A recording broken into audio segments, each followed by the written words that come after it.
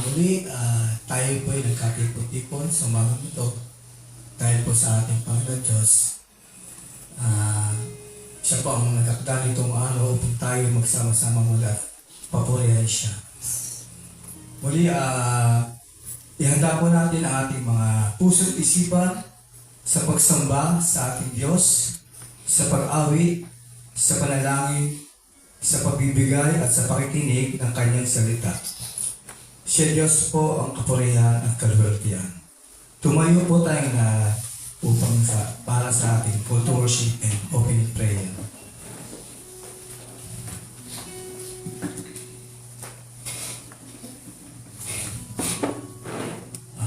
Psalm 121, ito po ang sinasabi. I lift up my eyes to the hills. From where does my help come?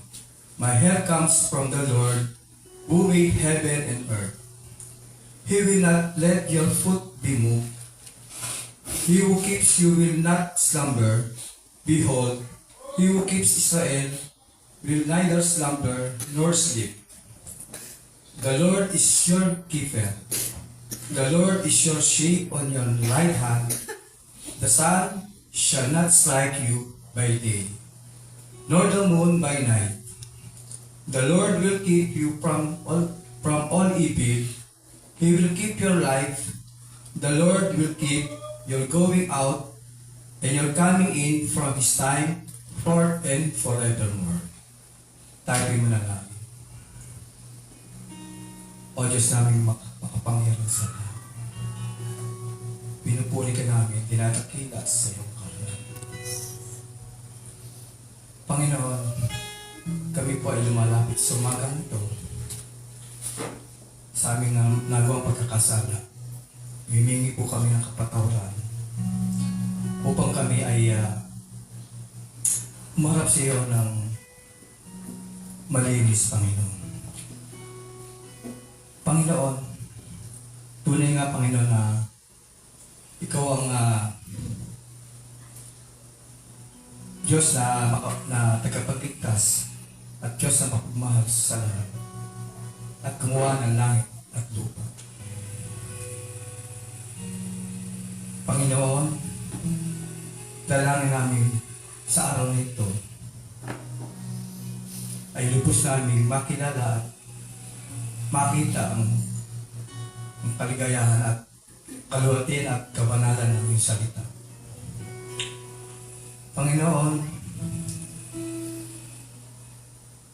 kami nagpapasalamat sa pagmamahal na ibinibigay mo sa bawat isa at ikaw po ang nagtubos sa aming mga kasalanan. Dalangin din namin, Panginoon, na sa araw na ito ay ang salita mo lamang ang aming itataas at wala ng iba. Dalangin din namin, Panginoon, na wala nang makakaano sa amin, Panginoon. Kaya, Panginoon, binabalikan po namin sa iyo ang mataas na pagsamba sa matamis na pangalan ng Diyos na aming tagapagligtas. Amen. Ngayon po ay inaanya mo po ang lahat upang umawit ng papuri at pagsamba sa ating Panginoon sa pangunan po ng ating music team na si Brother AJ Alfaro. Sabay-sabay po natin itaas ang pangalan ng ating Panginoon.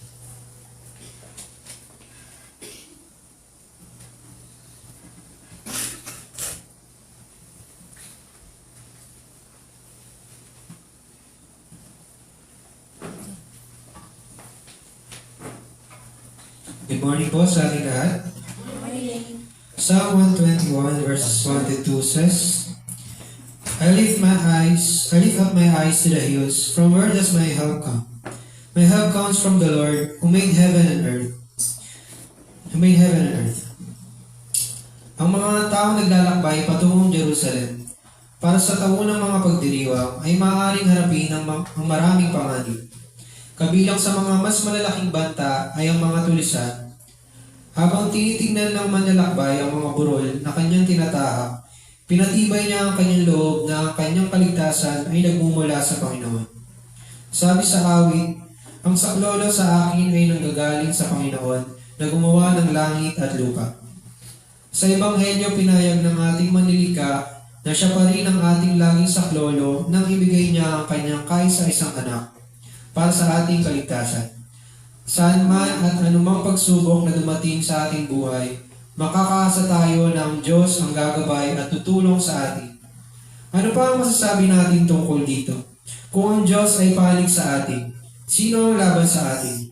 Hindi niya ipinagkait ang sarili niyang anak, kundi ibinigay para sa ating lahat. Kung naipagkaloob niya sa atin ang kanyang anak, hindi ba niya ipagkakaloob sa atin ang lahat ng bagay kasama ng kanyang anak?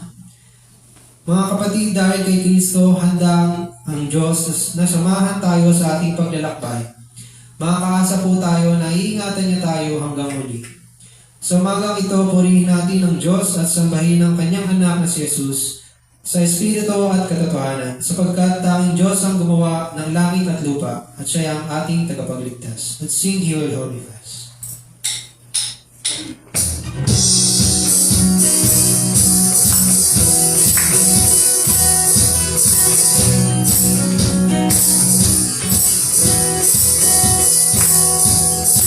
When we fear our faith, Christ behold us fast. When the tempter would fail, He will hold us fast. We will never give our hope to last before God. For our love is merciful, He must hold us fast. He will hold us fast. He will hold us fast. For our Savior loves us so. He will hold us fast.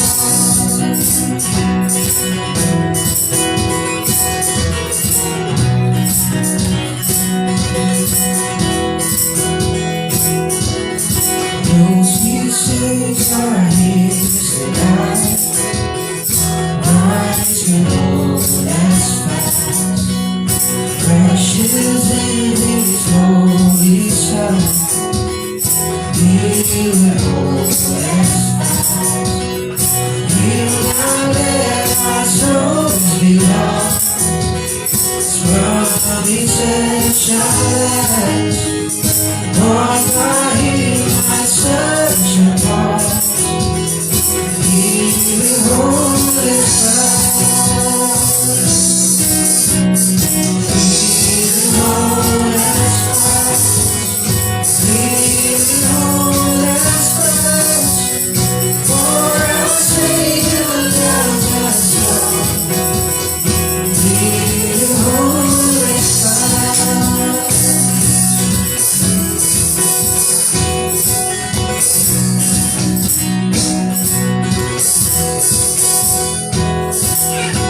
For our life is laid down, Christ will hold us fast.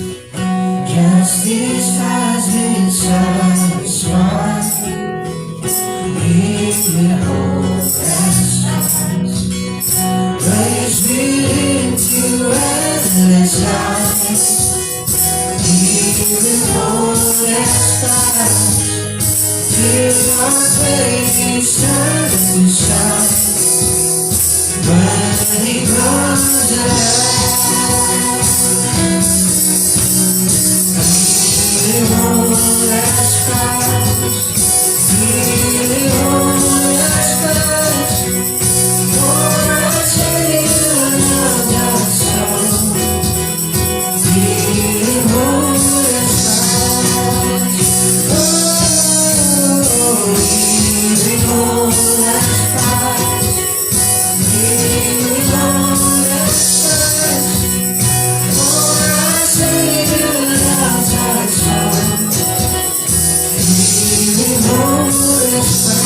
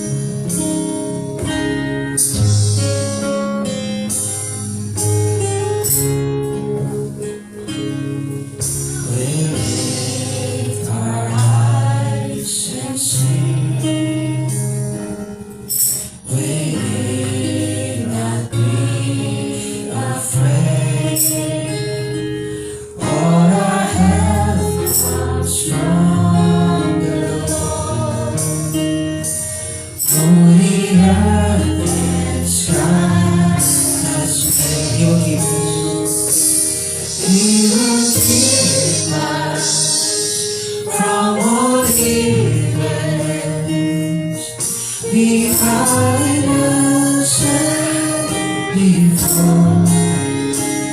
He will sustain us through this journey from now and evermore. The Lord will never cease. The Lord will never cease. Our steps He has ordained. For the one who holds the light is the story of our days.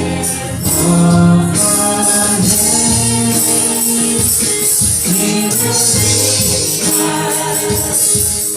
all evil.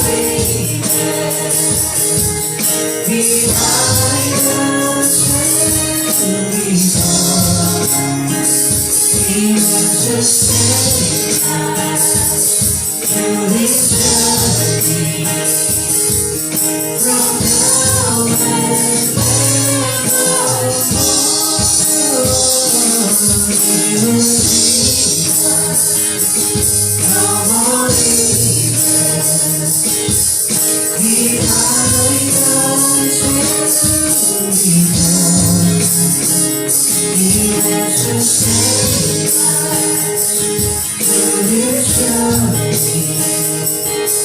journey from now and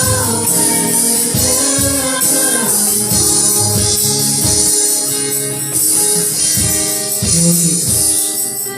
He will keep us from all evils. Behind us and before. He will sustain us through this journey from now and evermore. Muli palakpakan po natin ang ating Panginoon. Ito dahil sa iyo.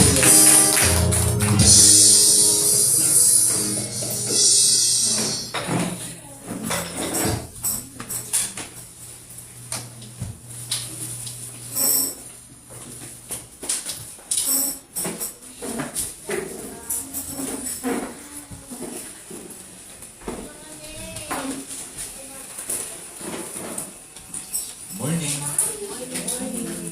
Ngayon naman po ay dadako po tayo sa ating pananalangin. At may mga natanggap tayong mga prayer requests doon sa ating group chat. At gusto ko malaman kung may mga dadagdag pa po doon sa ating mga sa ating listahan o sa ating mga prayer requests. Rachel. Si Rachel. Masama na daw yung pakiramdam ko. Hindi lang yung balak. Okay.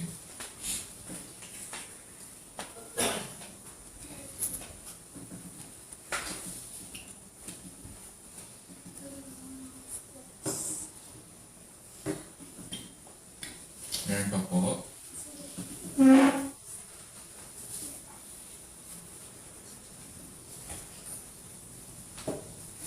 Kung wala na, sige. Pikit po natin ang ating mga mata at tutulog tayo sa ating Panginoon. Let's pray. Our dear Lord, nagpapasalamat po kami sa panibagong araw na binigay mo sa atin. Salamat po at sa pamamagitan nito. We can enjoy, Panginoon, the rest from all our labors. And at the same time, dito po kami para makapagsamba. Nandito kami para magmawit. Sa puri, Panginoon, ang inyong pangalan. And so, we thank you, Panginoon, for all your provisions. Especially, Panginoon, for the gift of work that you have given us this past week so that we can provide for our families. And through this, Panginoon, we can look forward to this day that you have made so that we can take joy in you and rest, Panginoon, in your presence as we worship you and listen to your word. Today, dear Lord, we also thank you for the ministry that you have placed under our care. Through this, Panginoon, we can continue to minister to one another and to our loved ones as well. O Lord, we pray that may you help us to continue to be faithful sa inyong salita, at the same time sa pagbabahagi at pangangaral nito. As your people, you have given us, Panginoon, yung commission to go and make disciples of all nations, baptizing them in the name of the Father and of the Son and of the Holy Spirit, and to teach them all that you have commanded us to do, while holding on to the promise that you will be with us to the end of the age. And so as you continue, Panginoon, to lead in this mission, we pray that we would be faithful to the commission that you have given us. And so we are thankful, Panginoon, that as your people we can administer itong mga ordinances of baptism and Lord's Supper, and preach your word as well to your people and pray with them as we bless you, Panginoon. And so we ask that may you strengthen us. Pray that you would continue to grant us to walk, Panginoon, and grow in grace and truth.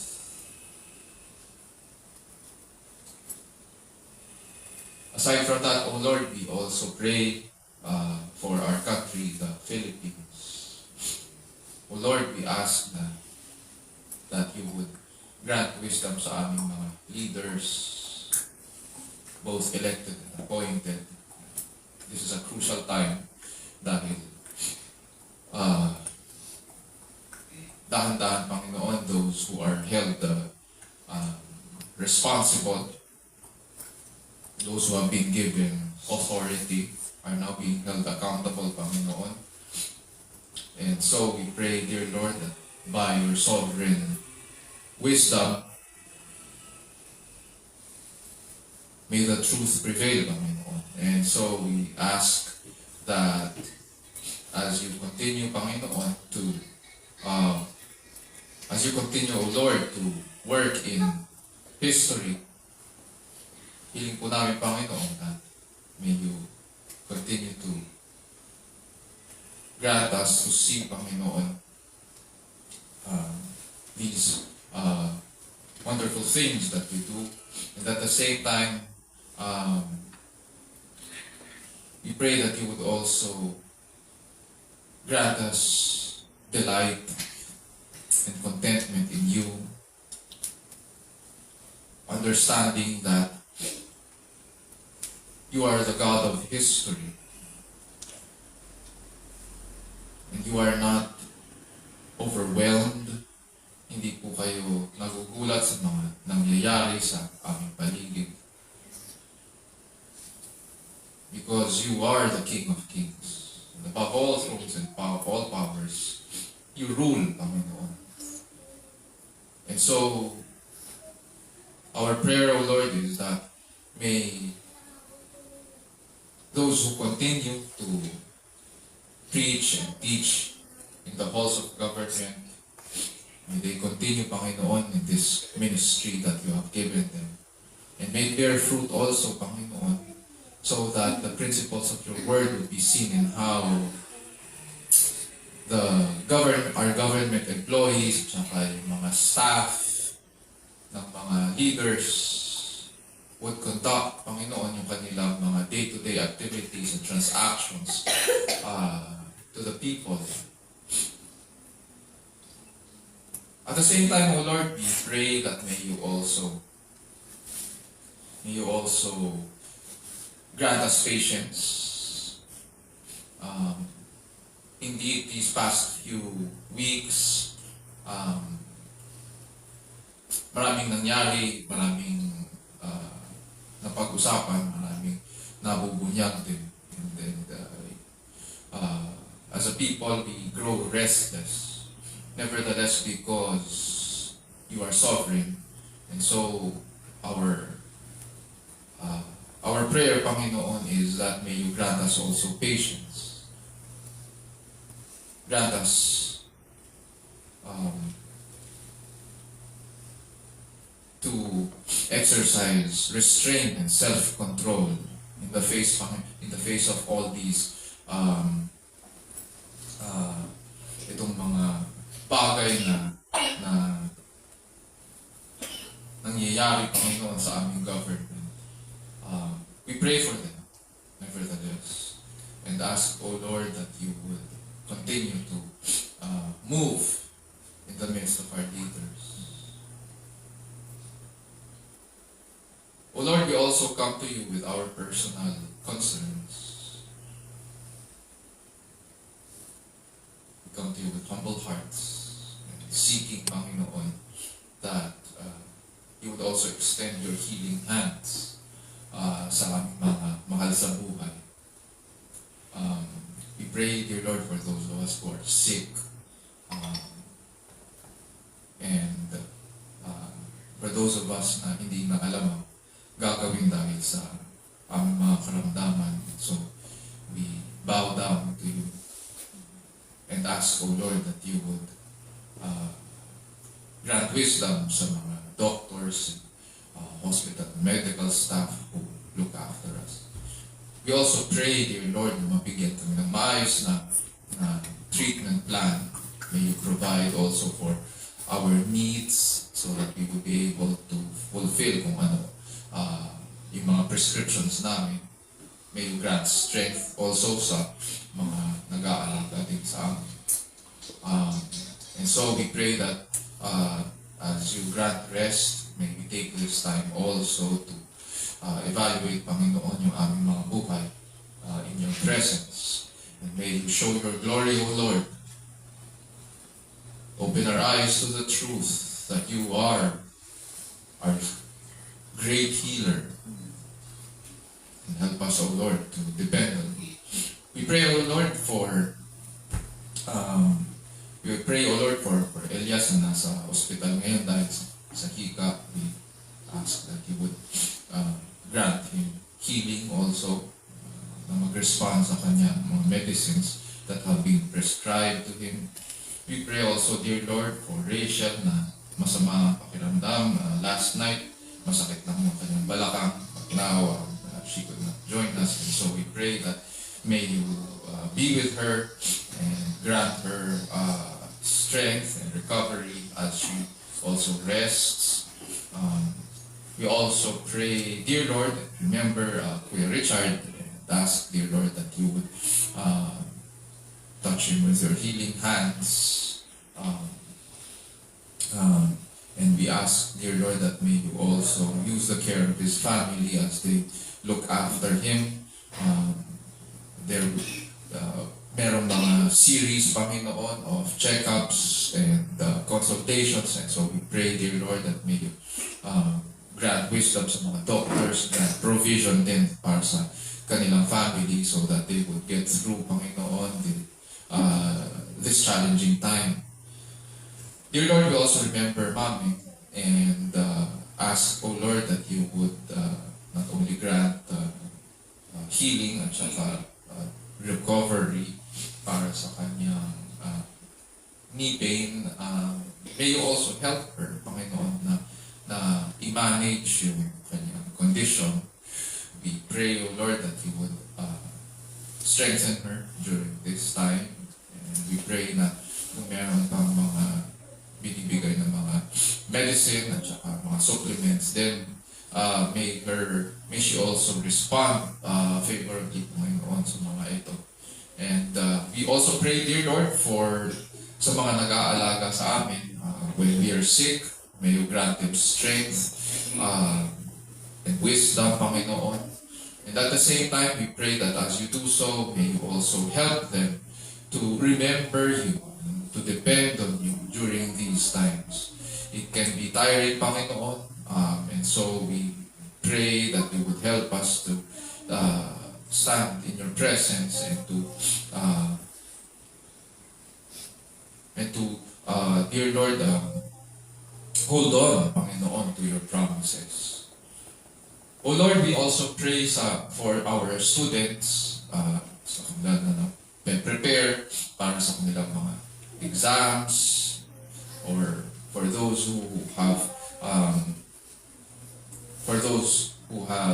passed their requirements at naghahanda para sa susunod na semester. We pray that you would continue to watch over them and keep them. May they fulfill, Panginoon, yung kanilang mga duties and responsibilities as well. And for those of us, dear Lord, na nagtatrabaho, we are thankful for the gift of work. We pray that we would, through the vocations that you have given us, we pray that we would be faithful as well, Panginoon, sa aming mga boss and employers who have given us the opportunity para magamit ang aming mga skills so that we can also provide for our families and enjoy the work of our labors. We ask, dear Lord, that through our vocations we would be able to show, Panginoon, what it means to live for Christ. And so we ask, dear Lord, that through this we would also minister to those who have not known you yet in our workplaces. Grant, O Lord, protection and traveling mercy for those of us na pumupunta sa mga workplaces or work areas namin outside our homes or sa mga sites. And may you lead us back home safe and sound as well. Dear Lord, in all of these things, whether we be employees or employers, supervisors or management, teachers or students, parents or children, grandparents or siblings for that matter, we pray, Panginoon, that may you continue to remind us that the new life that we have in Christ, O Lord, is not because of our efforts or because of our righteousness, but it is because of what Christ has done for us on the cross. And so we pray, dear Lord, that may you help us to remember that we are not in these vocations to simply gather knowledge for the sake of knowledge, but may you help us remember also that you have called us to a life of holiness, because you, our Father in heaven, are holy, and we are your children. And so grant us, O Lord, to live according to and to show through our lives what it means to love God with all our heart, soul, mind, and strength, and to love our neighbor as ourselves. O Lord, as we approach you now in the study of your word, nagpapasalamat po kami sa pagkakataon na binigay niyo sa amin so that we can worship you through this. We pray, Panginoon, that you would open our eyes and the ears of our heart so that we may behold your beauty and grace and your majesty and all your excellencies as we study your word. And as you open our ears, we pray that we would hear our shepherd call our names and that we would respond. And in so doing, we pray that you would speak to our hearts.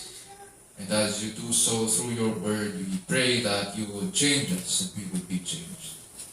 And this we pray in Jesus' name, our Lord and Savior. And all God's people will say, Amen. Amen.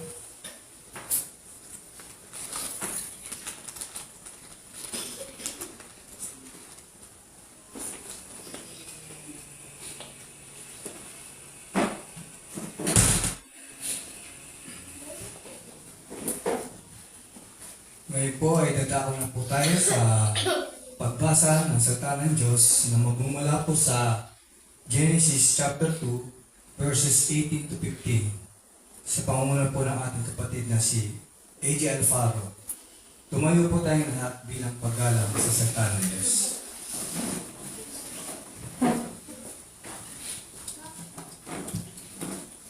Genesis chapter 2, verses 18 to 25. Ito po ang sinasabi. Then the Lord God said, "It is not good that the man should be alone. I will make him a helper fit for him." Now out of the ground the Lord God had formed every beast of the field and every bird of the heavens, and brought them to the man to see what he would call them. And whatever the man called every living creature, that was its name. The man gave names to all livestock, and to the birds of the heavens, and to every beast of the field. But for Adam there was not found a helper fit for him. So the Lord God caused a deep sleep to fall upon the man. And while he slept, took one of his ribs, and closed up his place with flesh. And the rib that the Lord God had taken from the man he made into a woman, and brought her to the man. Then the man said, "This at last is bone of my bones, and flesh of my flesh. She shall be called woman, because she was taken out of man. Therefore a man shall leave his father and his mother, and hold fast to his wife, and they shall become one flesh. And the man and his wife were both naked, and were not ashamed." Ito po ang salita ng Panginoon, purihin ng Diyos.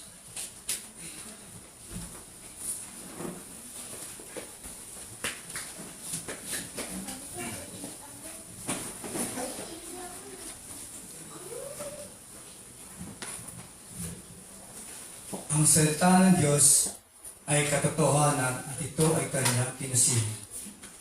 Nagtuturo ito ng katotohanan tungkol sa ating Diyos at ito rin ay nagsasaway at nagtutuwid sa bawat isa mananampalataya.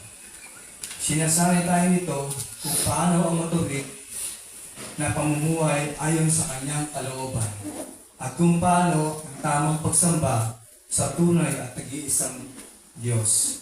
Ayon po yan sa 2 Timothy chapter 3 verses 16 to 17.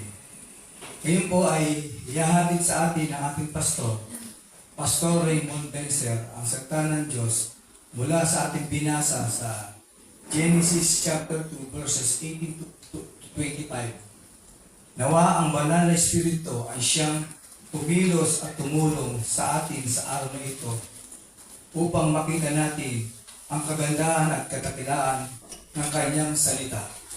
Ang Ebanghelyo ng ating Diyos at tagapagligtas na si Jesucristo.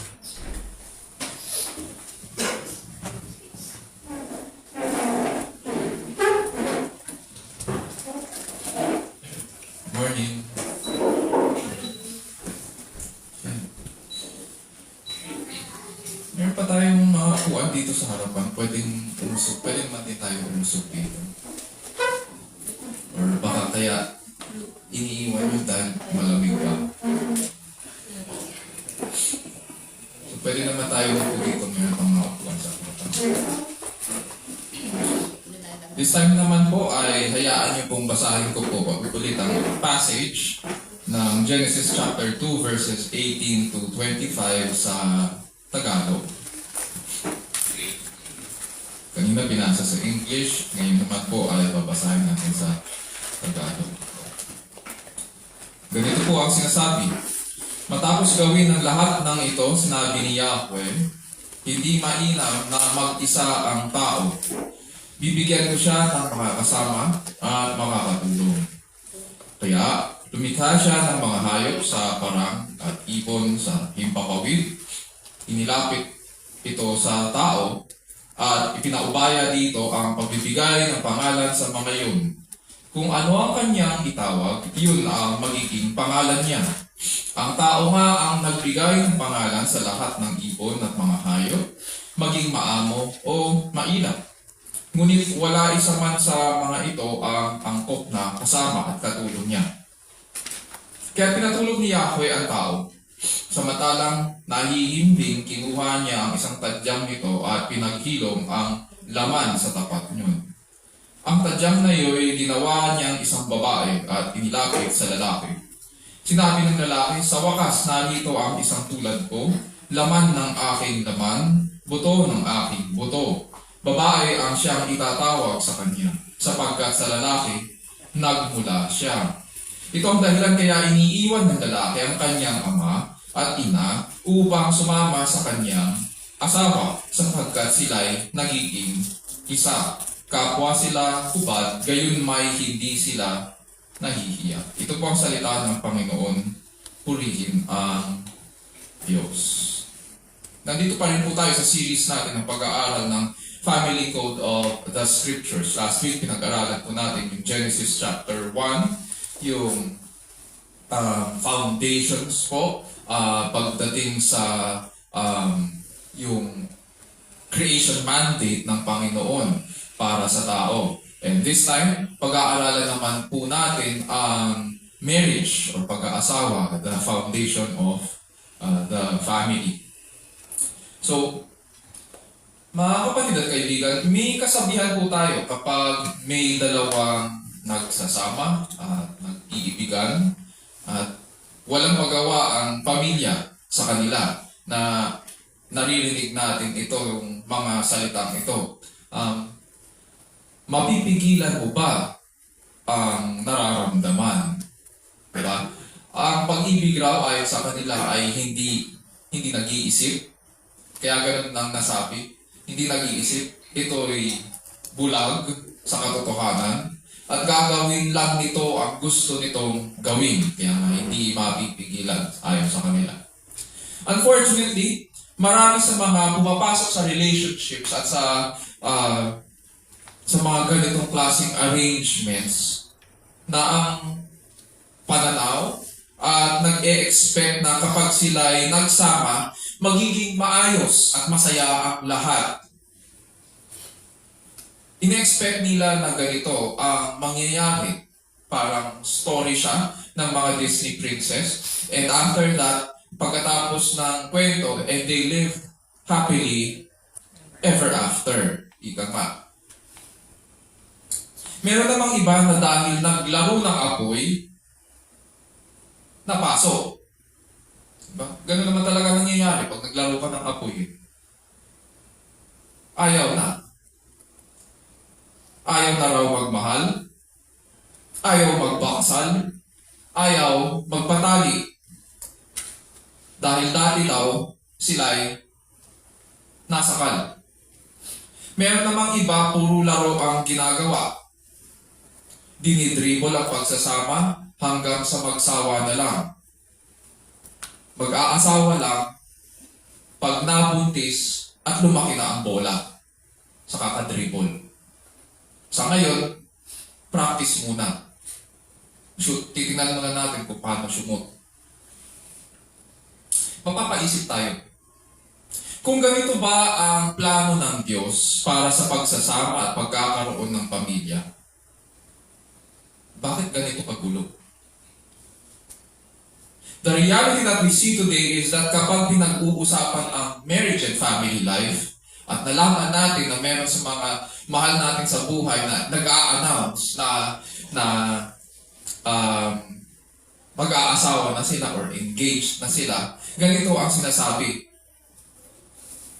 Lumalagay na yan kasi saan? Sa gulo. Sa gulo!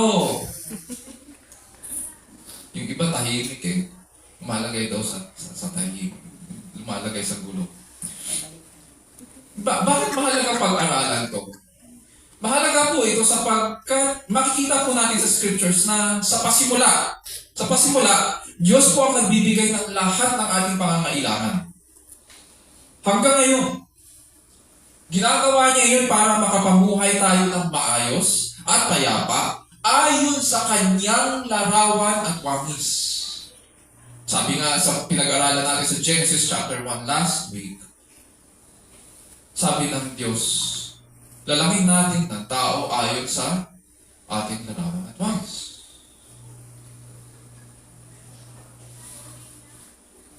So from the beginning, God has revealed that He is the provider of all our needs so that we can happily live on earth as His image bearers. Sa Genesis 1:27 to 28, Let me quote again.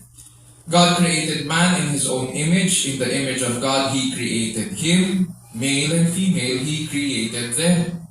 God blessed them, and God said to them, be fruitful and multiply and fill the earth. Merong creation mandate. May binili ng Diyos sa tao na dapat niyang gampanan habang nandito siya, nananatili sa daigdig. Sa umagang ito, panalangin ko po na mag-minister sa atin ang salita ng Diyos. Especially sa atin na nalilito sa mga bagay-bagay o may pinagdadaanan sa ating buhay. Nawa makilala po natin na ang Diyos ay Diyos ng kaayusan. At siya po ay Diyos ng pagmamahal. At kalooban niya na maging matamis at maayos po ang pagsasama ng mag-asawa at buhay natin dito sa lupa bilang pundasyon ng pamilya. Nawa bigyan din tayo ng Diyos ng mga bagong pananabik sa kanyang salita para lalo po natin itong hanapin at pahalagahan at sundin bilang tugon sa kanya sa maayos po na pamumuhay sa harapan ng Diyos, sa ilalim ng kapangyarihan ng Diyos at para po sa kalwalhatian ng ating dakilang Diyos. As we approach our passage for this morning, ganito po ang question natin sa scriptures. Why is marriage the foundation of the family? Why is marriage the foundation of the family? Madalas natin naririnig yun sa labas. Pag pinag-aaralan natin ang family code, laging ang simula niyan ay the family is the foundation, or rather, the family is the foundation of society. And the foundation of family is marriage. Pero why? Which leads us now sa ating passage sa verse 18. Mangyari na buksan po natin ang ating mga Bibles doon sa Genesis chapter 2, verses 18 to 25. So ganito po ang sinasabi sa verse 18. Then the Lord God said, it is not good for the man to be alone. I will make him a helper suitable for him. Pag kinompare po natin ang Genesis chapter 2 at saka Genesis chapter 1, mapapansin po natin, especially doon sa Genesis chapter 1 creation account, at every stage of creation po, mula sa paglikha ng mga pamunuan na, may kumakatok po ba? Wala po. Parang tungko. Sa kabila. Okay. Mula sa paglikha ng mga pamunuan ng kalawakan, himpapawid, yung pamunuan ng dagat at lupa, hanggang sa paglikha po ng tao, laging may benediction po ang Diyos. At ang sinasabi po niya, pagkatapos niya likhain ang mga pamunuan na ito, ang mababasa natin sa Genesis 1 ay ganito ang kanyang evaluation. And God saw what He had made, and it is good. Then pagkatapos niya lalangin ang tao sa kanyang larawan at wangis, sabi sa atin ng scriptures, behold, it is very good. Pero pagdating po natin dito sa chapter 2, God is saying something different. Dito sa verse 18, inulit po ba ng Diyos ang it is good? Hindi. Ang sabi po niya, it is not good. Hindi mainam sa Tagalog. And this is the first time na nagpahayag po ang Diyos ng isang malediction.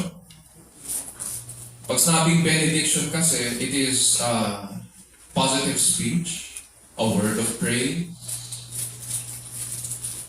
something that is good, spoken of. Dito, this is a malediction.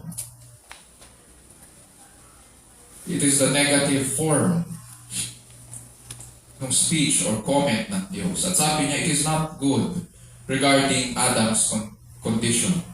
Ano daw ito, ang condition na ito? Sabi ng Diyos dyan, it is not good for the man to be alone.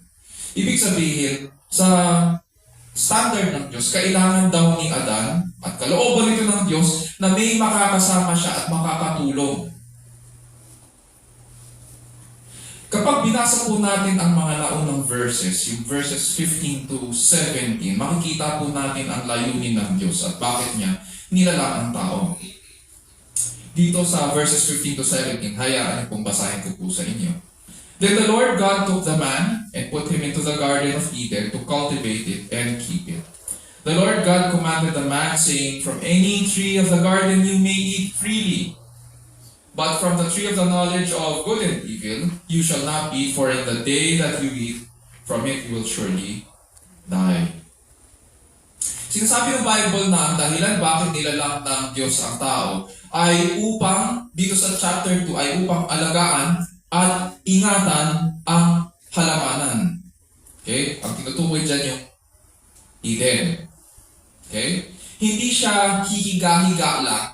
Minsan pag nanonood tayo ng cartoons, nilagay ng Diyos si Adan doon sa halamanan ng Eden. Tapos, makikita natin pahiga-higa lang habang may sinusubo na ubas si Adan sa kanyang bibig. Hindi ganun ang dito.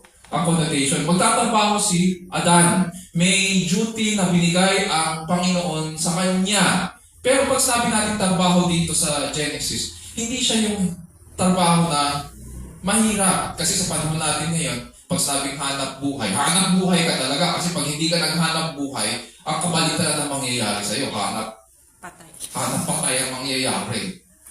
Hindi ganun kahirap ang buhay nung panahon ito sapagkat wala pang kamatayan, wala pang kasalanan. Hindi pa pumapasok kasalanan dito. And so, may responsibility si Adam na ingatan at alagaan ang halamanan. Hindi siya hihiga-higa at kakain lang. Kailangan niyang magtrabaho. Kasama yun sa pagiging tao niya.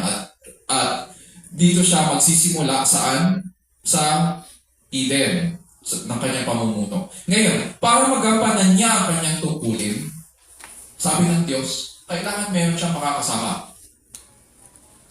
Kailangan may kasama siya habang nagbubungkal ng lupa at inaalagaan ang halamanan. Kailangan may kasama siya habang naglalakad sa daigdig at pinamumunuan ang himpapawid. Ang himpapawid, ang lupa at mga karagatan.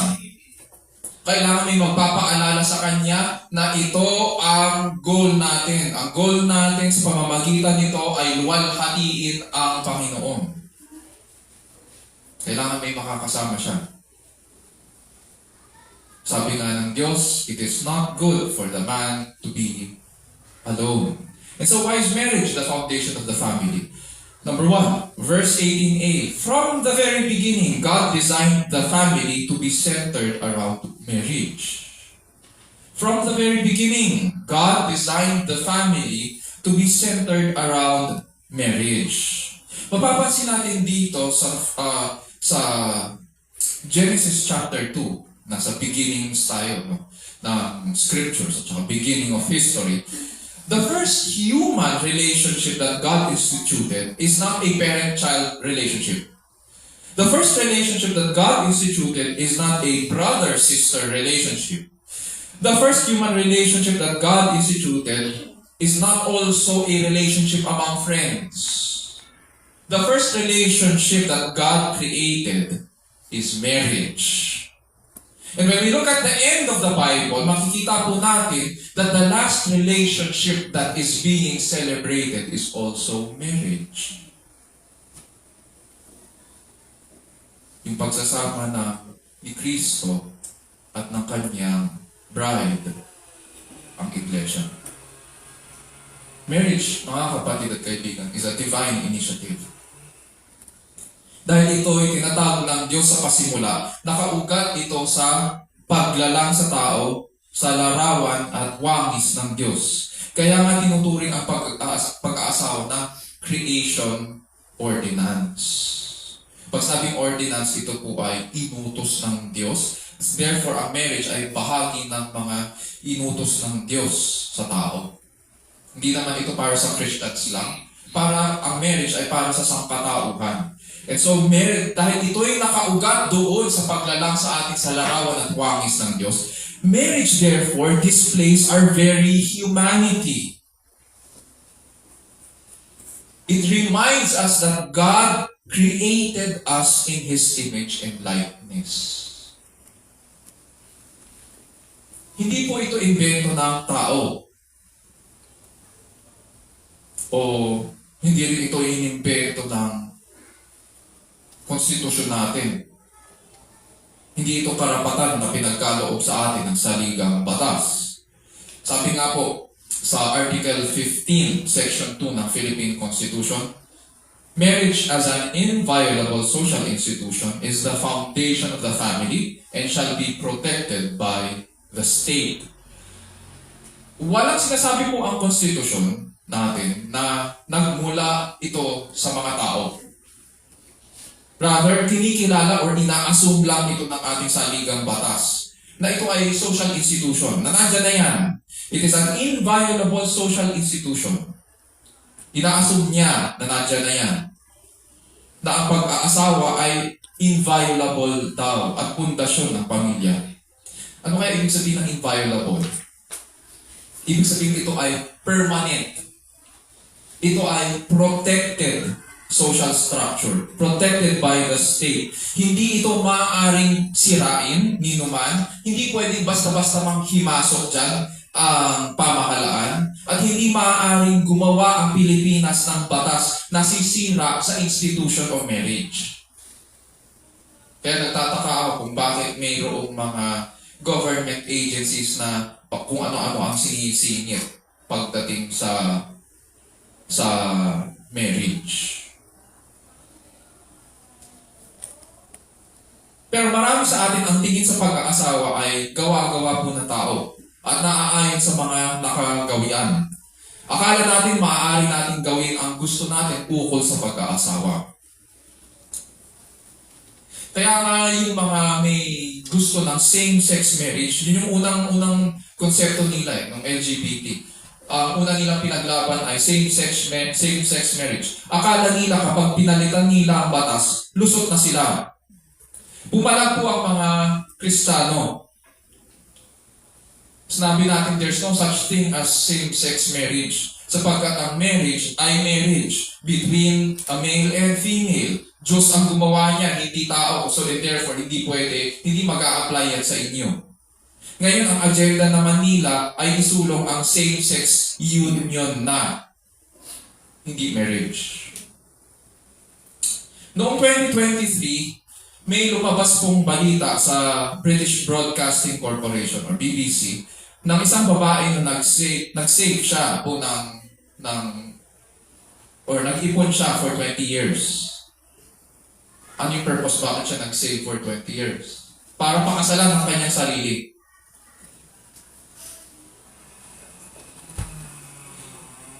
Doon sa ceremony niya, sa marriage ceremony niya sa kanyang sarili, sinukutan pa niya ang sarili niya ng singsing. Ang sumpa daw niya, o yung mga promises o pangako niya sa sarili niya, 14 na pangako para sa kanyang sarili rin.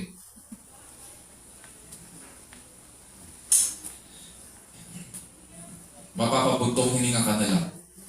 Meron namang iba na dahil ang tingin nila ay kontrata lang or papel lang ang pag-aasawa, gusto nila maipasa ngayon sa Kongreso ang divorce bill para maging madali ang walang visa.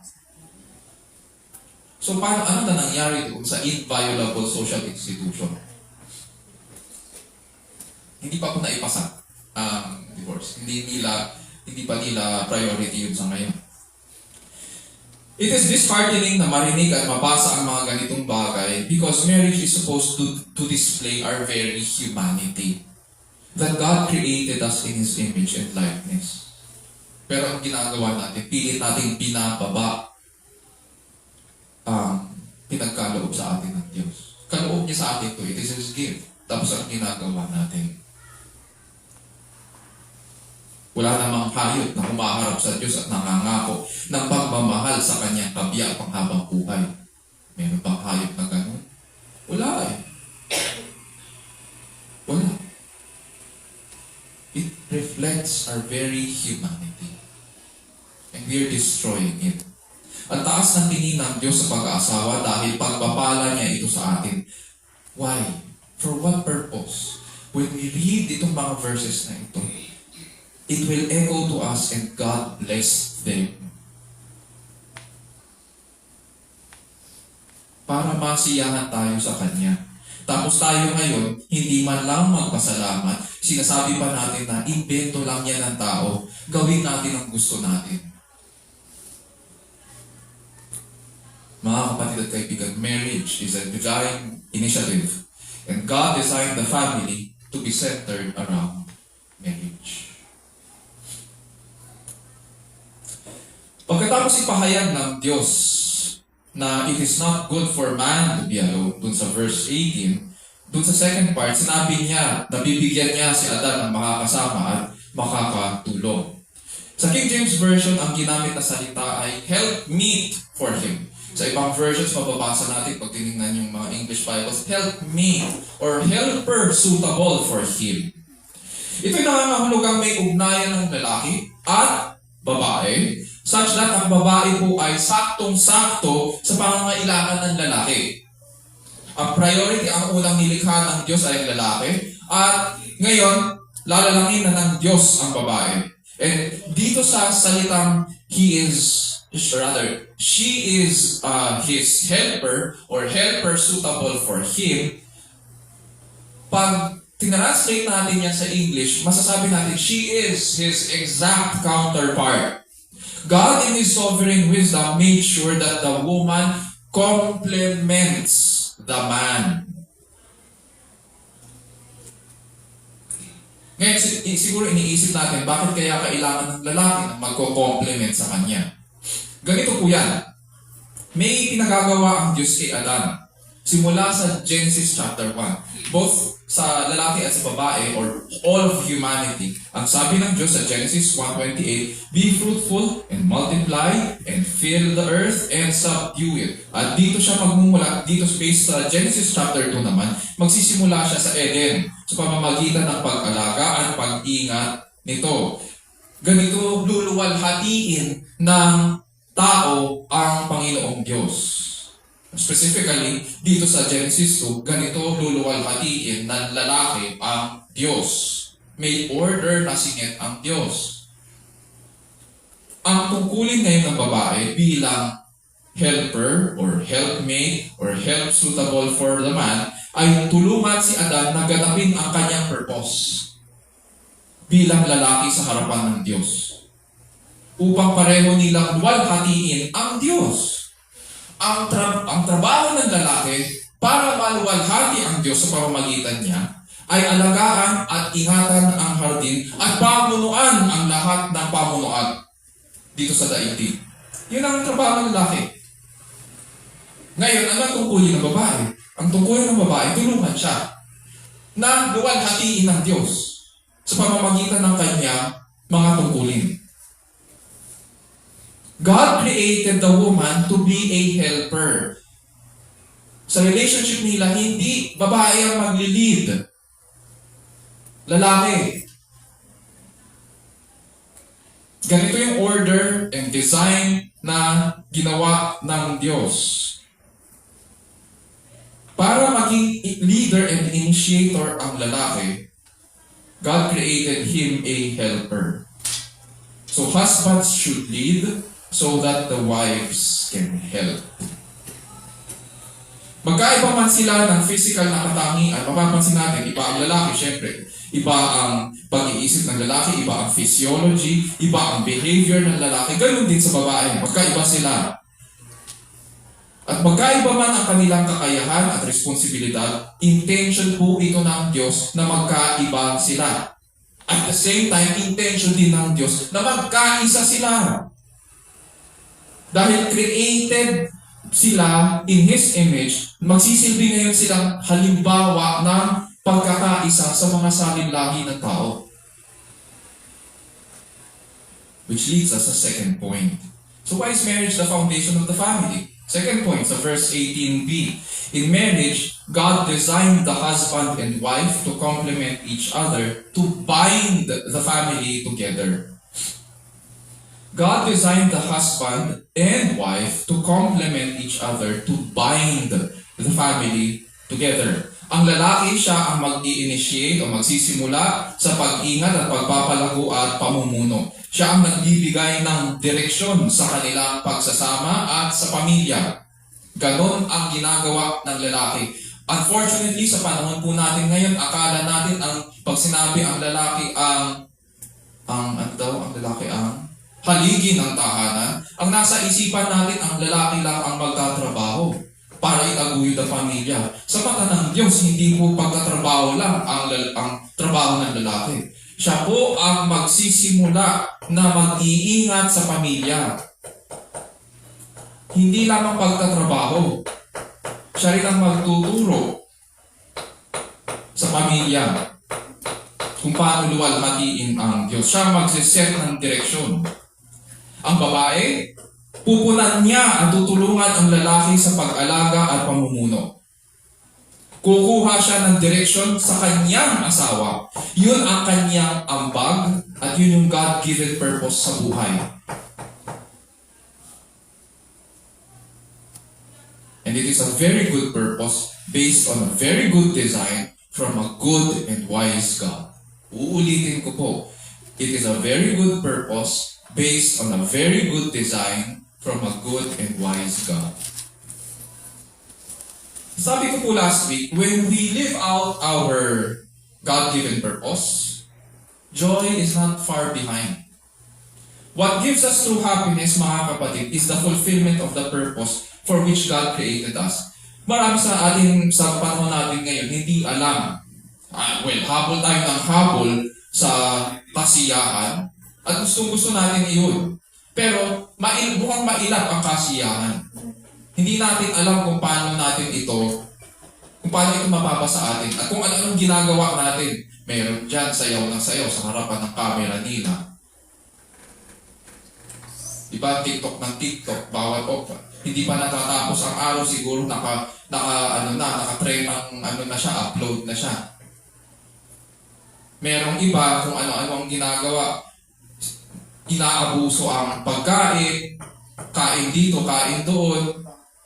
Merong iba ang ginagawa, punta dito, punta doon sa bahay ng kanilang mga kaibigan, naghahanap ng kasiyahan. Pero simple lang naman ang pinapakita sa atin ng scriptures. It is when you live out your God-given purpose, that is where joy and happiness is. True happiness is the fulfillment of our purpose, of the purpose for which God created us. According doon sa design na ginawa ng Diyos, pag na-fulfill natin yun, nandun ang kasiyahan. Simple lang. Let us uphold that design. Tuloy po tayo sa verses 19 to 21. Sabi po dyan, out of the ground, the Lord God formed every beast of the field and every bird of the sky and brought them to the man to see what he would call them. And whatever the man called a living creature, that was its name. The man gave names to all the cattle and to the birds of the sky and every beast of the field, but for Adam, sabing but, may contrast, may pagkakaiba. But for Adam, there was not found a helper suitable for him. So the Lord God caused a deep sleep to fall upon the man, and he slept. Then he took one of his ribs and closed up the flesh at that place. So pagkatapos ipahayag ng Diyos na pagpapalain niya si Adam ng isang makakatulong at makakasama niya, doon pa lang dinala ng Diyos ang mga hayop. By this time, nilikha na ng Diyos. Sa Genesis chapter 1, masasabi natin na in the first 6 days, nagawa na ng Diyos ang lahat ng hayop Or nilikha na niya ang lahat ng mga hayop. Dito, may binigay na mga hayop ang Diyos. He formed every beast of the field and all that. Itong mga beasts na ito ay dinala ng Diyos kay Adan. Hindi niya ito dinala, hindi niya ito nilikha at dinala kay Adan para doon pumili si Adan. Hindi po. Rather, dinala ng Diyos ang mga hayop para makapagsimula na si Adan sa pamumuno niya. Noong unang panahon po kasi, pag ikaw ay isang ruler o mamumuno ka sa isang bayan o sa isang territory, ang isa sa mga tungkulin mo bilang isang ruler ay magbigay ng pangalan. And so, tulad ng pagbibigay ng Diyos ng pangalan sa araw at gabi at sa lahat ng pamunuan sa Genesis 1, God is now setting into motion yung inutos niya kay Adan na rule over the fish of the sea and over the birds of the sky and over every living thing that moves on the earth. Kailangan pangalan ni Adan para ma-exercise niya yung kanyang responsibilidad. At ganun nga ang ginawa ni Adan na kung ano ang kanyang itawag, sabi dyan, yun ang naging pangalan nila. Ngayon sa verse 20, habang pinapangalan ni Adan ang bawat ibon at mga hayop, nagkaroon ng konting twist yung kwento. Ang sabi ko sa verse, but for Adam, there was not found a helper suitable for him. Mukhang nakaramdam po ng loneliness si Adam. At habang nakikita niya ang bawat hayop ay may counterpart na kasama, nakita niya may kasamang mga babae yung mga pinangalan niya yung mga hayop, napansin niya na siya wala. So habang pinapangalan niya sila, it would seem na nagbabakasakali siya, baka may mahanap siya doon. Siya, hindi Diyos. Siya. Kaso doon sa paghahanap niya sa mga hayop, bigo siya. So bakit doon ka kasi maghanap? Diba? So bigo siya. Ganun pa man, napakabuti po ng Diyos. Alam niya ang pangangailangan po ni Adan. At anong ginawa niya? Pinatulog niya si Adan at kumuha sa tagiliran ni Adan ng isang tadyang at sinara ang laman. Marami pong speculation kung tadyang ba talaga ang pakahulugan ng salitang ginamit sa original language. Pero, or ibig ba sabihin nun ay tagiliran lang. Pero we will content ourselves po doon sa nakumuha ang Panginoon ng isang tadyang sa kanyang tagiliran. At sinara ng Diyos ang laman. Ano po ang ginawa ng Diyos sa tadyang?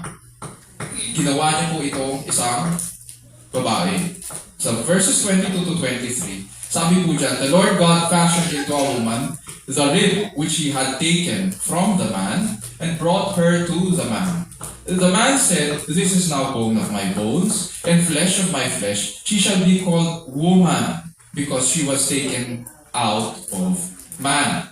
Pagkatapos po gawin ng Diyos ang babae, inilapit niya ngayon ang babae kay Adam para mag-take responsibility si Adam.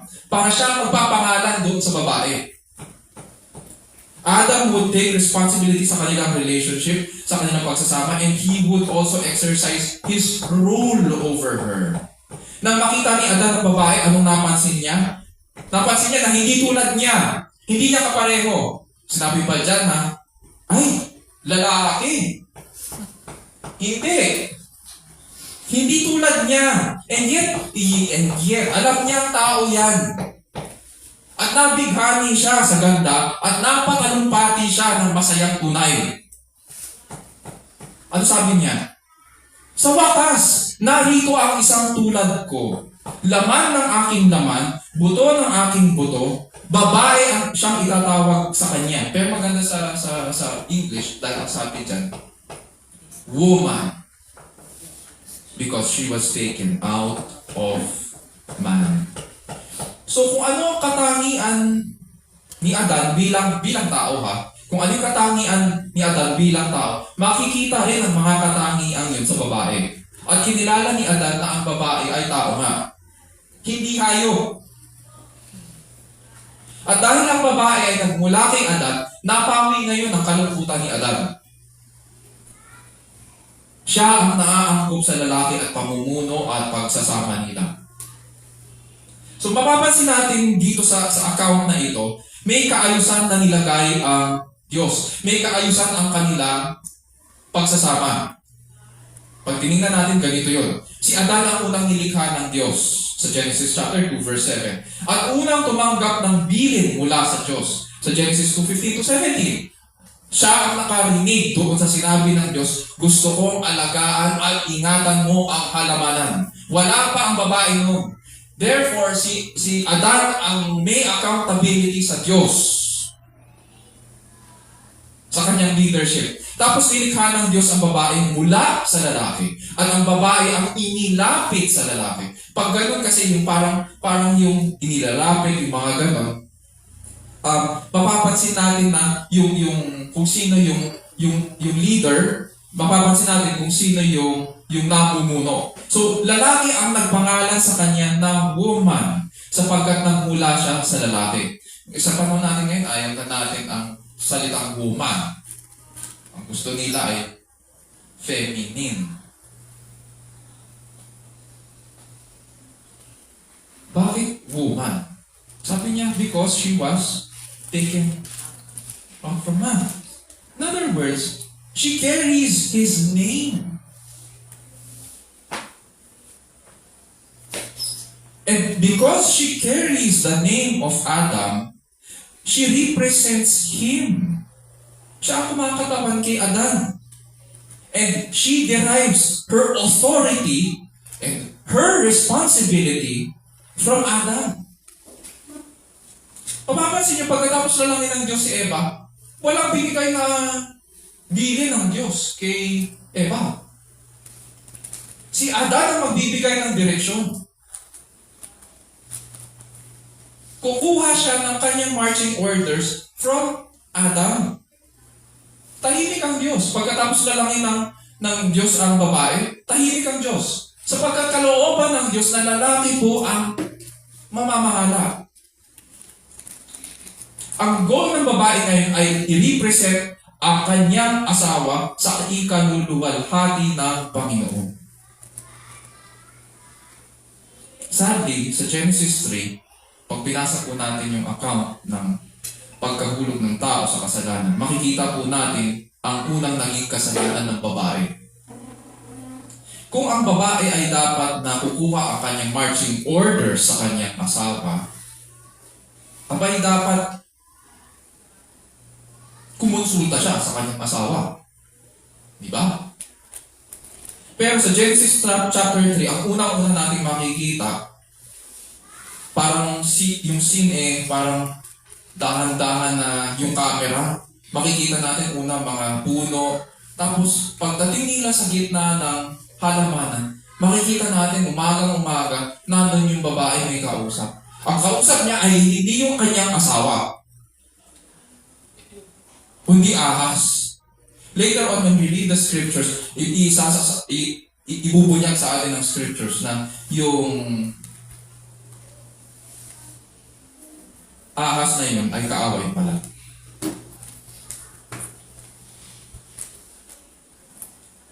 Imbis na humingi ng direksyon sa kanyang asawa, imbis na kumonsulta sa lalaki, ginawa ng babae ang gusto niya.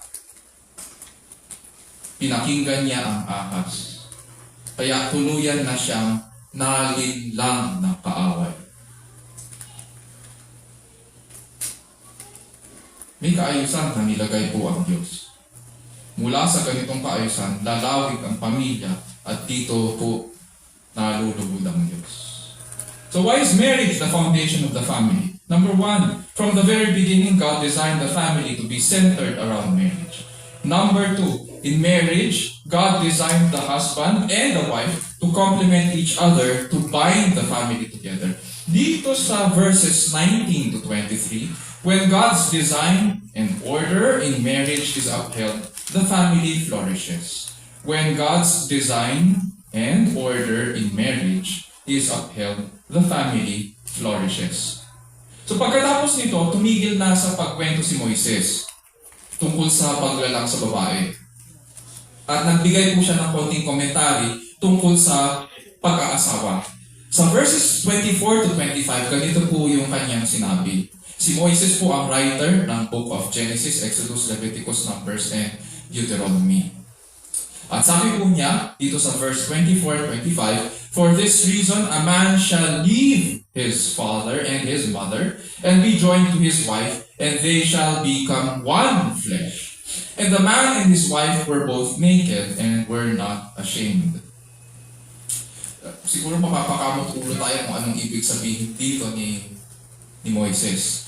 Ang verse 24, pinapaliwanag nito po yung intention ng writer. yung intention ni Moises bilang manunulat ng aklat. Na nais po niyang ituro sa mga Israelita na may dahilan po sa pagkakaayos ng bagay-bagay dito sa mundong ito. Nanggaling po sila sa Ehipto at papunta po lang sila sa Kanaan, sa lupang pangako. At paparating sila sa Mount Sinai. At doon, sinusulat niya, habang naglalakbay sila, nais niyang ituro sa kanila na ganito ang order of things na nilagay ng Diyos. Ganito ang pagkaka-design niya sa marriage. At dahil ibibigay sa kanila ang Kanaan, kailangan po nila i-uphold ang design na ito pagpasok po nila doon sa Kanaan. Yun ang intention ng writer. Now, tulad ng responsibilidad ni Adan at ng kanyang asawa na mamumuno para sa Diyos, kailangan nila ngayon yung mga buong Israel, kailangan nilang ipakita na kaya nilang i-uphold ito pagpasok po nila doon sa lupang pangako. Kailangan ipakita nila na marunong sila sumunod sa tuntunin ng Diyos. At dito sa ating passage, kaya pala pag nag-asawa daw ang lalaki, ano sabi dyan? Pag nag-asawa ang lalaki, sabi ni Moises, nung panahon nila, iniiwan niya ang kanyang magulang at sumasama sa kanyang asawa. Bakit daw siya sumasama sa kanyang asawa? Ano sabi dyan? Dahil sila'y nagiging isang laman. Siguro napapaisip po tayo ngayon kung ano ang pinatutukuyan dito ni Moises na, for this reason, a man shall leave his father. Anong this reason na yun? Ayon po sa mga scholar, yung this reason na tinutukoy dyan ni Moises ay yung sinabi ni Adan na makita niya nung nabighani siya kay Eva. Sinabi ni Adan, balikan lang natin ng konti, sabi po niya nang makita niya si Eva, bone of my bones and flesh of my flesh. Ang paggamit daw ng pangasalitang bone of my bones and flesh of my flesh ay pledge of loyalty sa kanyang asawa. Tulad rin ang paggamit sa ibang passages of scripture, pag ginamit ang bone of my bones and flesh of my flesh, ito po ay sumpa ng katapatan o pangako ng katapatan kung kanino ka man sumusumpa. Halimbawa na lang po, sa 2 Samuel 5:1 and 3, ganito po ang panunumpa na katapatan ng mga northern tribes kay Haring David sa Hebron. Pakinggan lang po natin. 2 Samuel 5:1 and 3, ganito po ang sasabi. Then all the tribes of Israel came to David at Hebron and said, behold, we are your bone and your flesh. Tapos verse 3, so all the elders of Israel came to the king at Hebron, and King David made a covenant with them before the Lord at Hebron. So, gumawa sila ng tipan pagkatapos sabihin yon ng mga tribes. And they anointed David king over Israel. Dito sa ating passage, in response to God's provision of the woman, nangako po si Adan, in other words, na magiging tapat sa babae. Kaya nga ang pag-aasawa ay may exclusivity. Or pwede rin natin sabihin, it is monogamous.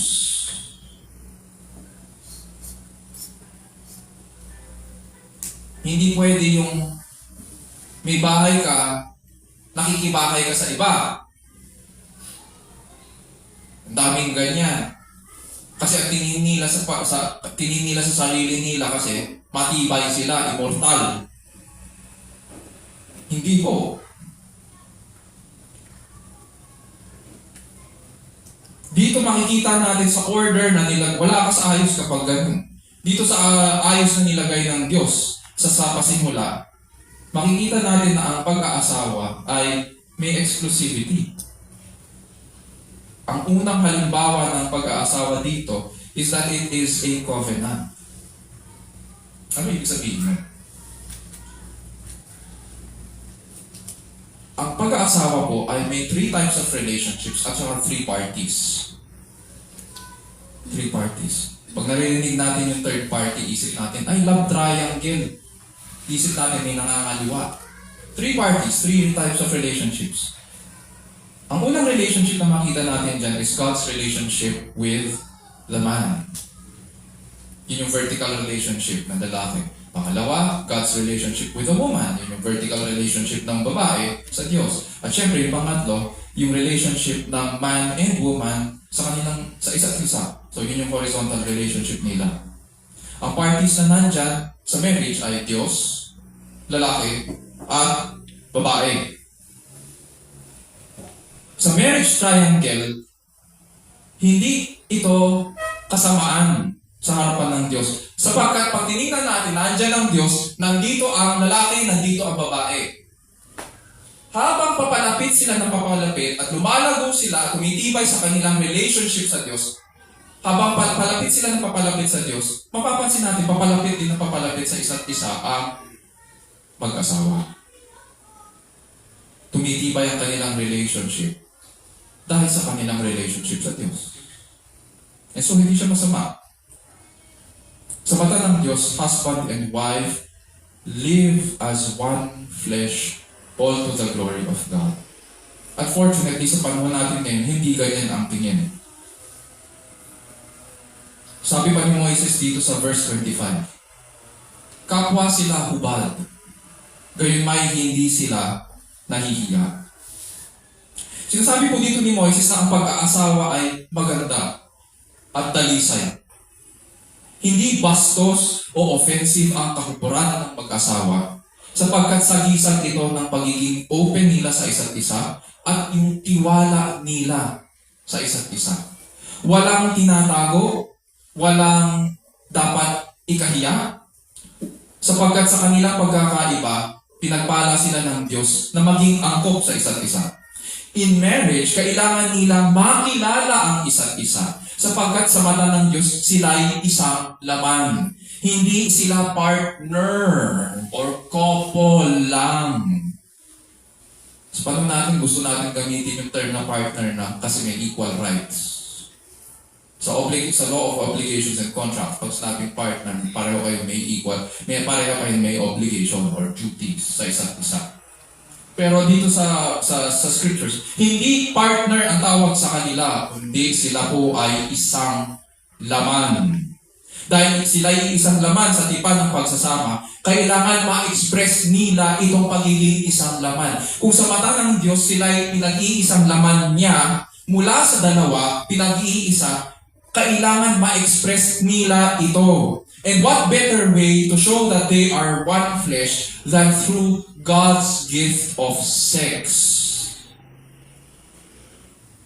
Because marriage is a journey of discovery. It is a marriage of knowing one another, getting closer and closer to one another. Hindi dapat po pinagbabawal ang sex sa mag-asawa. Hindi po ito bastos.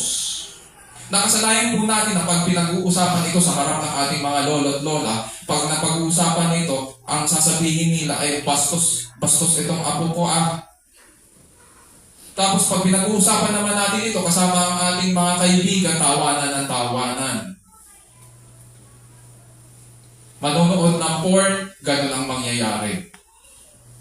Nagiging bastos, nagiging katatawanan po ang kahubaran. Pero ang kahubaran dito makikita natin sa Bible at ang sex ay hindi po ganun. It is pure, it is clean, it is holy. It is not dirty. Husbands and wives therefore, kung ito ang binigay ng Diyos at blessing niya ito sa pagiging one flesh nila that should be expressed, then husbands and wives should avail of this blessing as often as possible sa ikatitibay at ikatatamis ng kanilang pagsasama.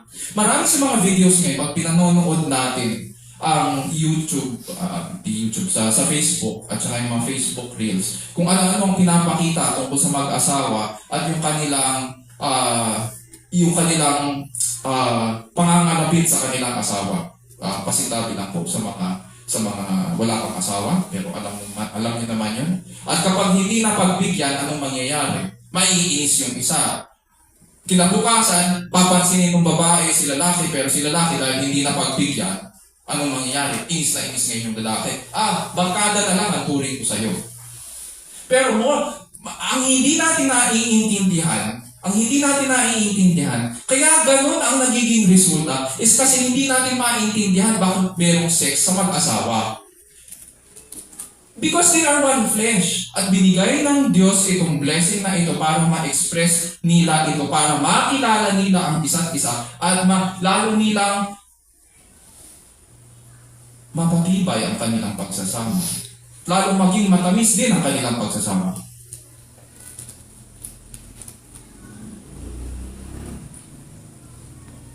Sa mata natin ngayon, sa mata ng kultura, nagiging sinful ngayon ang sex. Dahil ang ginagawa natin, pilit natin inilalayo ito o hinihiwalay sa pag-aasawa.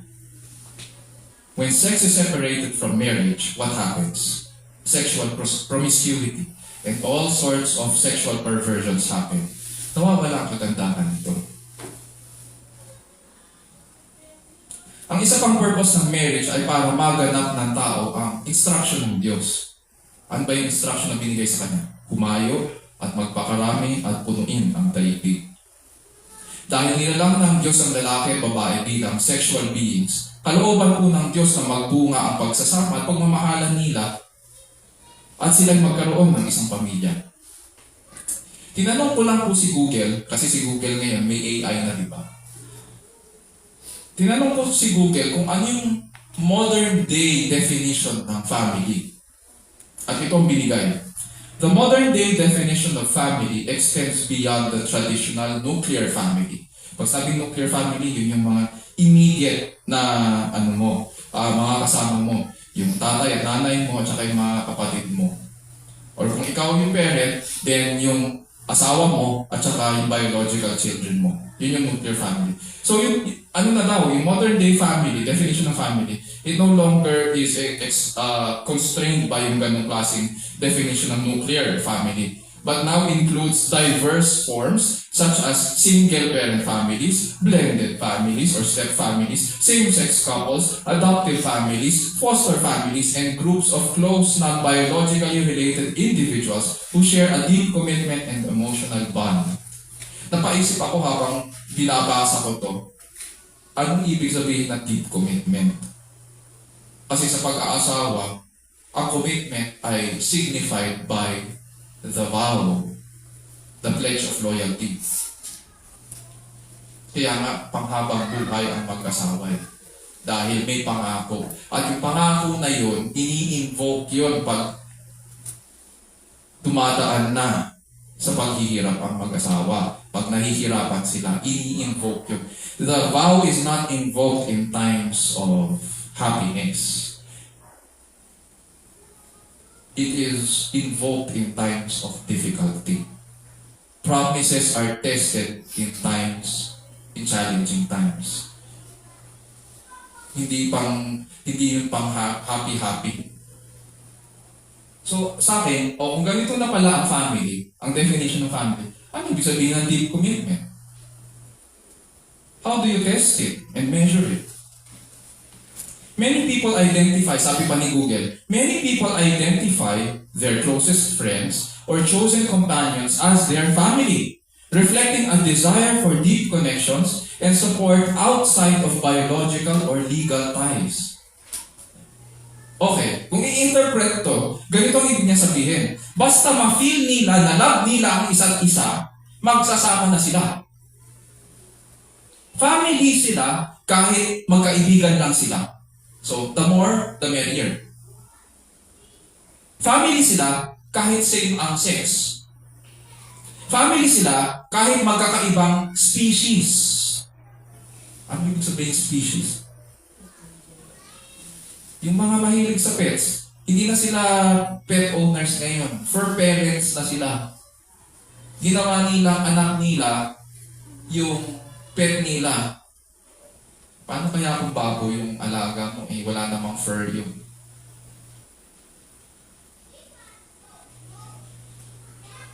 Ikaw ba makikipig ka rin, ganun ka rin? For family. So, ganun. Mga kapatid at kaibigan, marriage is not just about happiness or feels. Marriage was given by God for the mutual help of the husband and wife. Kailangan nila tulungan ng isa't isa. And what else? For the purpose of procreation. May design siya. Hindi ko sinasabi na yun lang ang purpose. Pero these purposes are ingrained doon sa design na binigay ng Diyos. For the mutual help of the wife, for the purpose of procreation. Kasi kailangan nga dumami ang tao sa lupa. Tapos ang tingin natin pag nagkaroon ng pamilya, pag nagkaroon ng mga anak, ang tingin natin sa mga anak natin ay gastos. Hindi po. Sa Bible, ang tingin sa mga anak ay pagpapala. As God's creatures created in His image and likeness, mayroon po tayong mandato na kailangang ganapin. And it is God's plan na dumami ang mga pamilya ng tao sa pamamagitan ng pagsasama ng alin, ng isang lalaki at isang babae sa pagkakasawa. May sinabi po si John Sartell Sr., isang theologian, sa kanyang article, What God Has Joined Together. Sabi niya, daily Adam saw that Eve contributed something that he did not. Likewise, Eve saw that Adam brought something she did not. Just as the difference in their bodies corresponded to each other, these other differences made them better as a couple. So differences should make you as better couples, stronger in your relationship. Sabi pa niya, their physical, mental, emotional, and spiritual union formed a single strong foundation for their family. Children flourished as they were nurtured by the unique maleness and femaleness that had been joined together in their parents. That was God's plan. So why is marriage the foundation of the family? Review. So verse 18a, number 1, from the very beginning, God designed the family to be centered around marriage. Number 2, in marriage, God designed the husband and wife to complement each other, to bind the family together. Number 3, so verses 19 to 23, when God's design and order in marriage is upheld, the family flourishes. And number 4, so verses 24 to 25, God designed marriage as the context of fruitful procreation to fill the earth. God designed marriage as the context of fruitful procreation to fill the earth. So, ang kailangan natin matandaan is that merong mandato tayo na kumalat sa daigdig. And when we do that purpose, when we are faithful, then we are also fulfilling yung ating pagiging created in God's image and likeness. Kaso po ang naging problema sa atin ay nagkasala po tayo sa harapan ng Diyos. Hindi natin nagampanan ng maayos ang ating tungkulin bilang tao. Nawala po tayo sa tamang landas dahil nawalay po tayo sa Diyos. Kaya ang kapalaran ngayon ng tao ay kamatayan at kapahamakan. Ngunit ang kwento ng tao ay hindi po nagtatapos sa ating unang magulang. Nahulog sila sa kasalanan, pero hindi din doon nagtatapos ang kwento. Sa biyaya ng Diyos, hinanda po niya ang kasaysayan para sa pagdating ng huling Adan. Hindi naman si Adan lang yung unang magulang natin ang nasa kasaysayan na Adan. Mayroon din pangalawa at huling Adan. Inako niya ang ating parusa. Kahit hindi naman po siya nagkasala. At ginawa niya ito upang mapa sa ating katutusan. Dahil siya ang nabuhay, namatay, at muling nabuhay, napa sa atin po ang mga pagpapala ng kapatawaran sa kasalanan, katuwiran, at panibagong buhay na nagbubukal sa buhay na walang hanggan. This second Adam is not like the first. He is so much better. Tagumpay siya. Yung hindi nagawa ng ating unang magulang, ng unang Adan, nahigitan niya. Siya po ang nagdadala sa atin ngayon sa pagbabago ng lahat ng bagay. Ang pangalan po niya ay si Jesus. At sa Kanya magaganap ang purpose ng Diyos sa creation, na magsama ang Diyos at tao sa walang hanggan. Kaya mga kapatid, tinatawag po tayong magpasakop at sumunod sa Kanya ng may pananampalataya. Tulad ng pagpapasakop at pananatili ng asawang babae sa lalaki sa maayos na pagsasama, Ganon din tayo sa kanyang iglesia. Ganon din tayo tinatawag sa kanya na ating Pangulo at tagapagligtas. From the beginning, God revealed that He is the provider of all good things para makapamuhay tayo ayon sa kanyang larawan at wanis. Ngayon na hinuhulma tayo upang maging tulad sa larawan ng kanyang anak, panatilihin po natin ang disenyo at kaayusan na nilagay ng Diyos sa pag-aasawa. Sa pamamagitan po ni Kristo, pinakipagkasundo tayo sa ating Ama sa Langit at pinalik ang pagsasama ng Diyos at tao. Ganito ang disenyo ng Diyos sa marriage, the foundation of the family. Isapuso po natin ang mga bagay na ito at purihin natin ang ating dakilang Panginoon. Tayo manalangin. O Lord, we thank you for your word.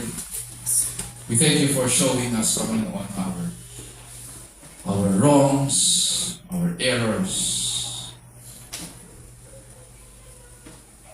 Thank you for correcting us and showing us your good design, which reflects your goodness and wisdom. O Lord, you are a good and wise God.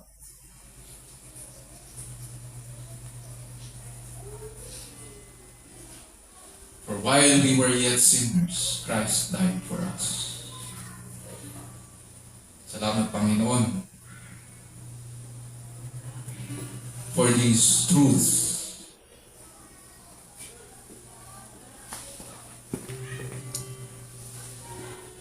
As your people, Panginoon, we pray that may you help us. May you help us, Panginoon, show through our lives and speech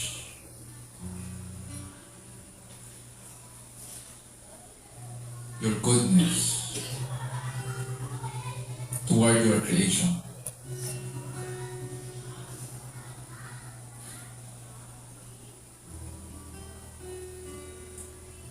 And especially, Panginoon, your faithfulness, Panginoon, to your promises. We thank you that you did not leave us in your sin.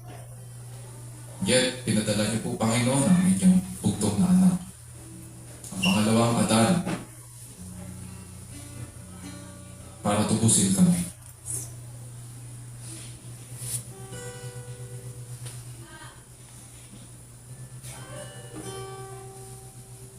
So, dear Lord, as the redeemed, we pray that may you help us na mabuhay sa inyong harapan. Help us, O Lord, to uphold this desire.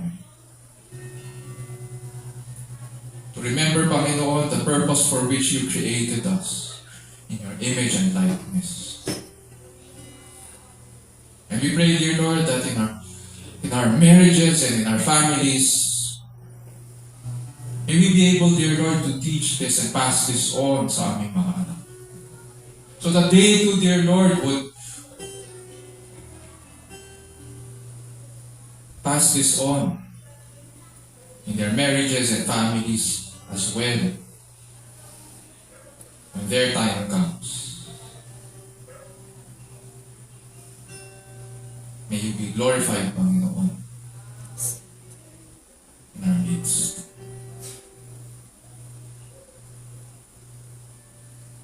And so we pray, dear Lord, that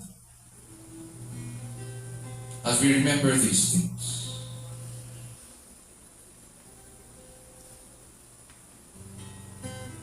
help us, O Lord, to live out the purpose for which you created us.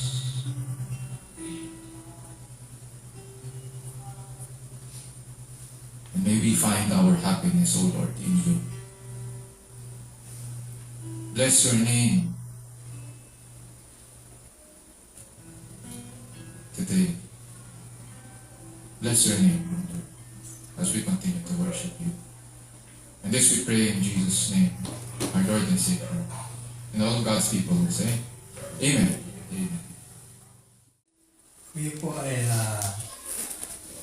Tatako na po tayo sa tithes and offering. Basahin po natin sa Matthew 6, verses 1 to 1.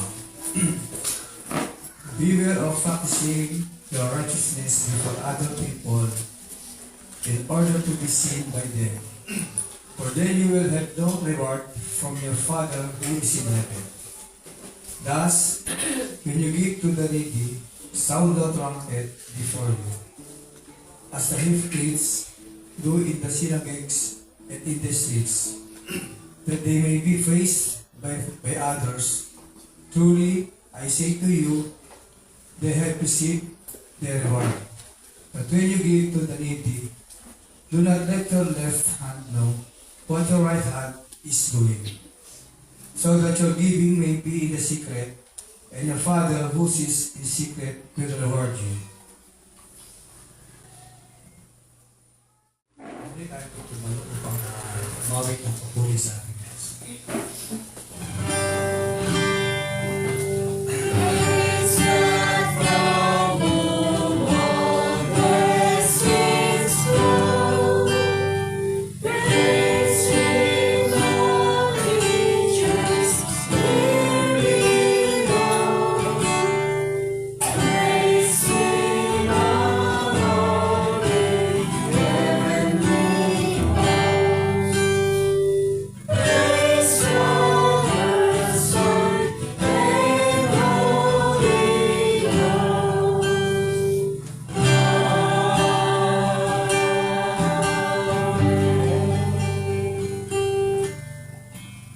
Ating manalangin. O Diyos namin makapangyari sa lahat. Panginoon, kami pinagpapasalamat sa mga ito, sa mga pala at biyaya na binibigay mo sa amin, lalo na sa proteksyon ng aming pamilya. Salamat din, Panginoon, sa karunong at kaalaman na ibinigay mo ngayong umaga upang pagbulay-bulayan ang iyong salita at sa mensahe na namin narinig ngayong umaga. Dalangin namin, Panginoon, na ang salita mo ay aming maisapamuhay, maibagi sa mga hindi pa nakakarinig ng salita. Salamat sa biyaya na ibinigay mo sa ngayon. At ito ay aming magagamit sa pangangailangan ng aming iglesia. Tunay nga, Panginoon, na ang lahat ng ito ay nanggagaling sa iyo. Kaya, Panginoon, kami nagpupuri at nagpapasalamat. Kaya binabalik namin sa iyo muli ang mataas na pupuri at pagsamba sa matamis na pangalan sa Diyos. Amen.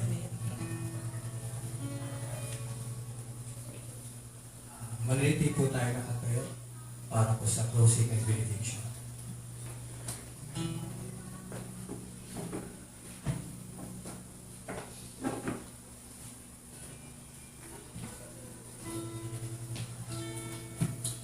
Mga kapatid, purihin po natin ang ating Panginoon at tanggapin ang kanyang pagpapala. Now to Him who is able to establish according to my gospel and the preaching of Jesus Christ, according to the revelation of the mystery which has been kept secret for long ages past, but now is manifested by the scriptures of the prophets, according to the commandment of the eternal God has been made known to all the nations, leading to obedience of faith. To the only wise God, through Jesus Christ, be the glory forever. Amen.